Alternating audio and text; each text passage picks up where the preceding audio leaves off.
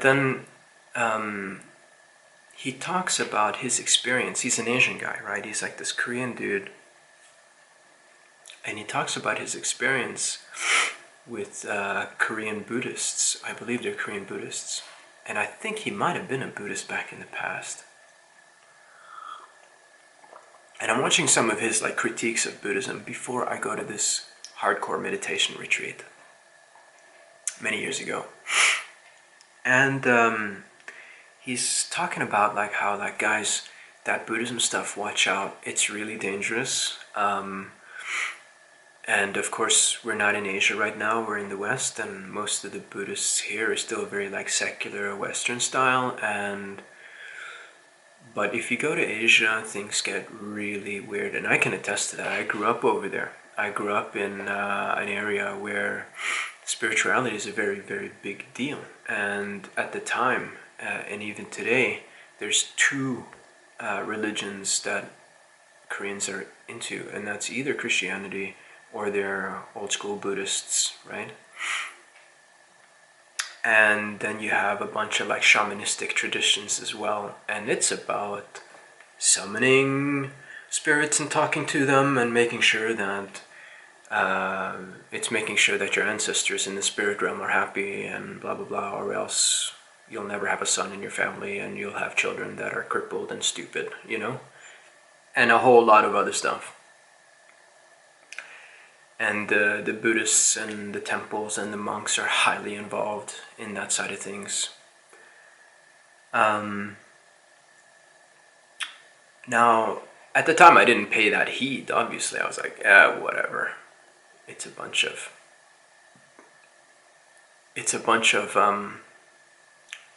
what do they call them? Superstition, right?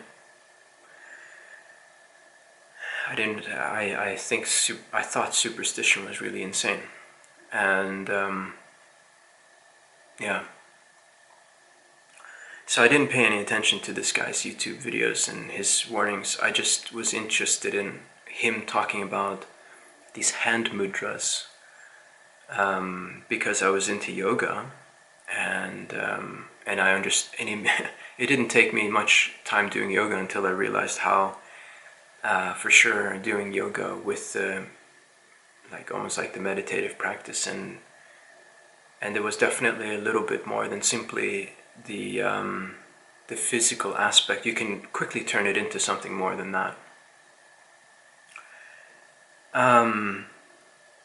As with all things, of course, even calligraphy, you can do the same. You can make calligraphy, and you can turn calligraphy into something more than simply just practicing how to write letters. But again, I don't need to convince you of that, and this video is not about that. So, however, I'm going to these retreats, and a few years later, I've done a couple at least, and I've gone pretty far with it.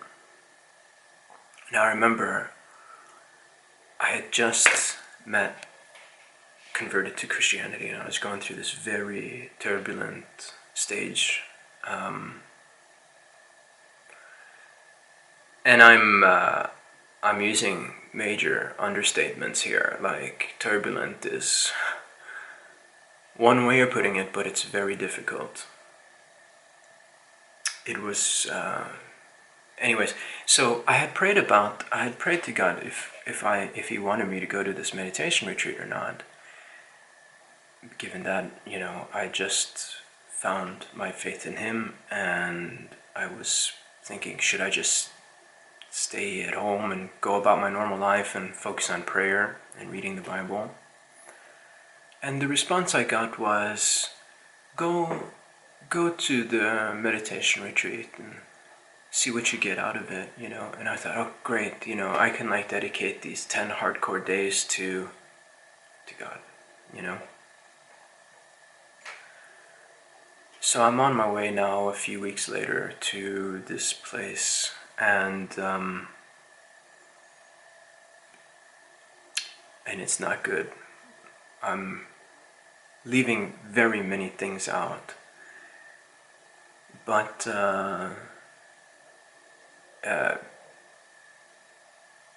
terrible spirits are making themselves very known around me. And and when I'm going to the center, like it's out in the boonies, it's in the middle of nowhere, and I can feel an illness. I can feel my body becoming ill. And the first evening, before the meditation actually starts, I'm not feeling too good. I go to sleep early and I just think, oh man, how am I supposed to sit through these days? The next day, I wake up, as everybody does, at 4 in the morning, and you start your sessions. And before even lunchtime shows up, I can't make it through the 1 hour sittings without buckling over and just sweating. I can't do this. It's gruelingly tough. And I'm feeling ill. I'm feeling very sick. And this isn't psychosomatic, right? This is something very different. That evening of the first day, I go talk to the organizers and I tell them I'm probably gonna have to mobilize tomorrow. I'm probably gonna have to leave. They're like, no, we want you to stay. We want you to see through the 10 days and work through it and blah, blah, blah. The standard thing that they would tell anybody that needs to leave. That's just how they are. They do try to really work hard to make you stay. Or else everybody would leave. This is a very tough thing, you know. And I said, this isn't the first time I've been here. I've done it many times, and this is a little bit different. This is not. And they're trying to tell me, no, it's some, it's a thing. It's an emergent sankhara. You need to work through it, and when you do that, you'll be clear as rain. I'm like, no, this isn't that at all. But I'm not going to argue with you. I'm going to leave tomorrow. I'm sorry, So they're like, okay. Well, why don't you sleep over it and see how you feel better, see if you feel better tomorrow, and we'll take it from there.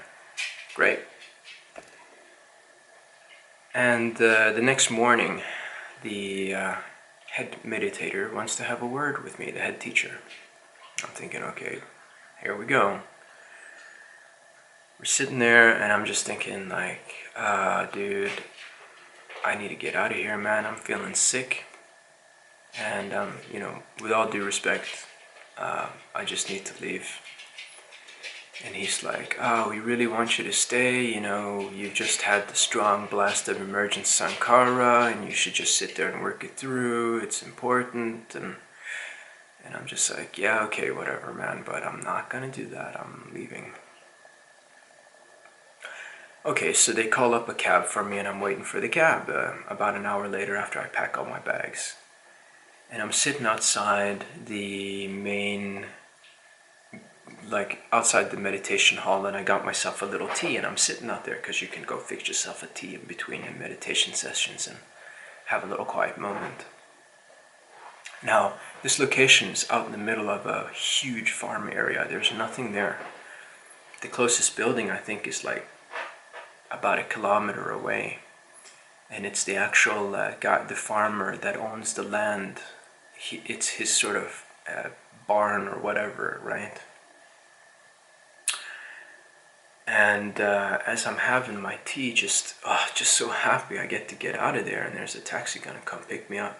Oh, actually, it's a bus. Sorry, not a taxi. Well, details, who cares? And then as I'm looking down in my tea, I realize, there it is. Something, again, very, more than the usual. There's something looking at me. And I look up, and I look in front of me, and it's probably 40 yards, 40 meters max, 30 meters. It's the perimeter of the actual meditation center. And there's a ball, a black ball, about the size of a tennis ball, a little smaller than a tennis ball. And it's got these long black flames coming from it. and the flames are a little longer than your elbow's length. And the way that the flames are coming off of it,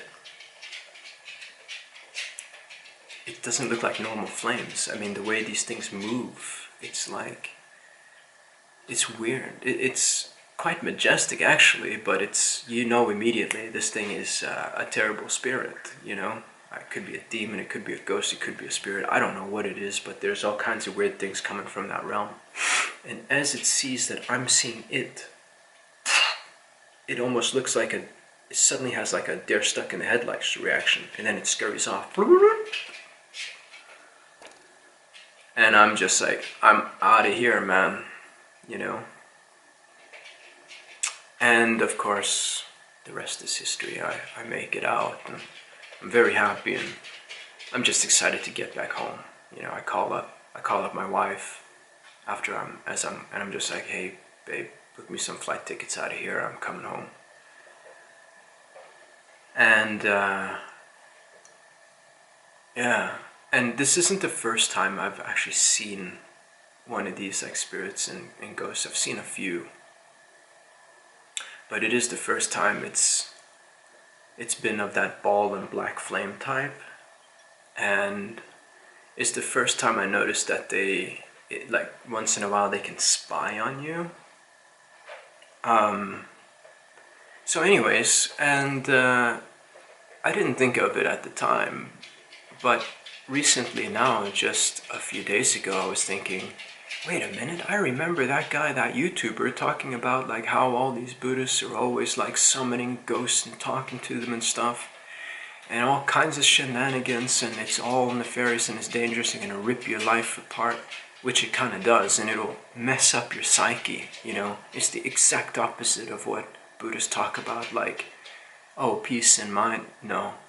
Eventually, when you start messing with these things, it'll ruin your brain. It'll mess up your psyche. It really will.